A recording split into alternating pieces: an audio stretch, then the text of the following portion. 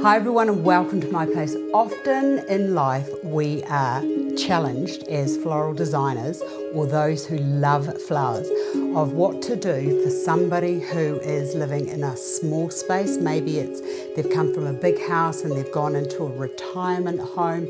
Maybe you've got somebody who is sick and you want to gift them flowers, and you know what those hospital rooms are like, those little wee narrow cabinets beside the bed. Well, I have had lots of requests with asking if I could come up with a solution on what to do and how to make something for somebody who is long-term or is going to be in their bed for quite a long time. I used to do these when I was a small child for my nan, and she absolutely loved them, and every week I would go to see her, and it was a little box. Sometimes I just used a cup and a saucer, and just whatever I could find I just used to put into a little bit of oasis or make a little tussie-mussy and take something to her. What I've got here is a lovely box that comes with a lid, and what you can do, you could do is, oops, just a minute now, it won't fit in. I know it will fit in because I know, here we go. You could put all of your flowers so that they are all encased within the confines of your container, or you could do what I'm going to do right now. I'm going to use artificial forms because this is actually going to go to a friend of mine who just has allergies and can't even tolerate anything that could have been outside. So I've used all of everything I'm using is going to be artificial. Now I've put just a little bit of wet foam down there just because I wanted to show you that if you are going to do one using fresh flowers, I've got the wet foam in the base here, and I've also covered the base of it with just a little bit of plastic or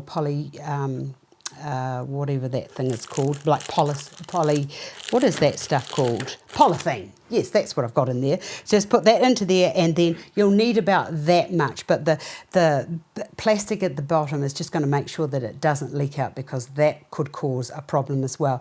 Now I've got some roses over here. I've got a little bit of it looks like a bit of bay. I've got some lamb's ears, or that actually looks like dusty miller to me. I've got that. I've got some little chrysanthemum mum heads and Queen Anne's lace, and some more roses over here. Now I'm going to do this so that it just looks like I've done this informal picking and gathering of forms. So just a few of those into there. Easy, easy, easy. Have some of them coming out over the side, and I've got a few that I'm going to put there. Now with the green, I'll just put those in, randomly just place those in. I love this type of designing. You know, just use two hands, just shove them all in. Don't be too concerned about what it looks like. So a little bit of the dusty miller, I think that's what it is. It looks like dusty miller to me. Just put a few bits of that into there. Now these little mums, let's just put a few of those into there. You can also do the same thing with pot plants or little living plants as well. In fact, I might just come around to doing that for you for another day. Now, I've got some Gypsophila, just a little bit of that into there. And how much joy do you think that this is going to give somebody who can't get out of bed and just loves flowers? I think it's great. And I've just had this other good idea. Imagine if you were having a wedding and you got boxes and you just got all the wee heads and just shoved them into the container at different varying heights. That could look very, very nice. Now one little bit there, I'll put that there, oops. And then getting my little roses, it's just a matter of randomly placing those in around or inside the cavity of your little box here. Might put two over there. And when it comes to putting these in, just make sure you've got them ups and downs so that you've got that visual interest.